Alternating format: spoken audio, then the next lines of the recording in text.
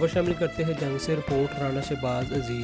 गुज़िश्ता रोज़ मार्च 2024 की business planning meeting मोरखा 11 मार्च रोज़ सोमवार 29 शबान को हुई। तकरीब का आगाज़ तलावत कुरान पाक और नात रसूल सल्लल्लाहु अलैहि वसल्लम से हुआ। मेहमान खुसूसी डिप्टी तकाफुल हेड जनाब ज़र अता हुसैन साहब ने जंग टीम 1 और नए मेंबरान को आदमजी तकाफुल की नई प्लानिंग के बारे में वजाहत की। BM सदीक मलक चौधरी उमर, मोहम्मद शहबाज अजीज TL, madam Afsheen, madam Rubina TL और तमाम मेंबरान ने मीटिंग के लिए 11 बजे बैठक रेस्टोरेंट में मेहमान खुसूसी का शानदार इस्तकबाल किया। रीजनल मैनेजर नवाज खान ने साहब कारकर्दगी पर रोशनी डाली और मेंबरान को नए टारगेट्स दिए।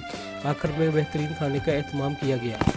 में मौका दिया है जिसमें आप जो सोच लेंगे वो हो जाएगा। होता क्यों नहीं, सोचता नहीं तो सोच तो सही, बड़ा टारगेट बना, बड़ा सोच, क्योंकि उसके बाद फिर हाउ टू, फिर उसका प्लान करना पड़ेगा ये अचीव कैसे होगा।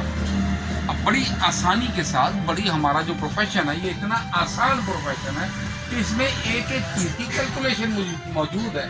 मैं क्या करूं तो क्या होगा, इधर से कौन सी टल्ली खड़काऊंगा, इधर से कौन सी नॉब को मैं घुमाऊंगा तो उधर से किसकी आवाज कहाँ से तेज होती है, मुझे पता है। नॉब सारी मेरे कंट्रोल में है।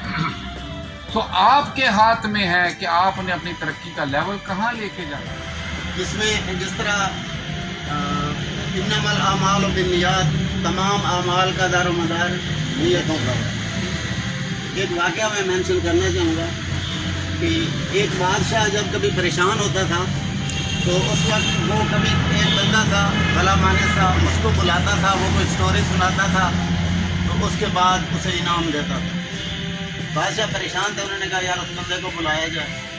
बंदा आया तो बात शुरू इस तरह करता था, वो कहता था भाई नहीं होता खटिया बदा खाना।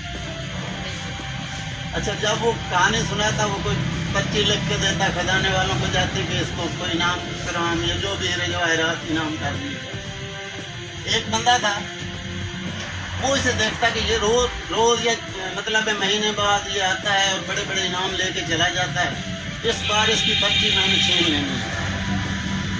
वो नेक्स्ट टाइम जब बादशाह सलामत ने बुलाया, वो बहुत परेशान थे, उन्होंने कोई बात सुनाई, उसी तरह कहा कि नियत तक खटिया बदा खाने दे, अपनी सारी गाल सुना दी थी। उसके बाद उन्होंने कोई पर्ची लिख के दी और खजाने वालों के पास भेज दिया।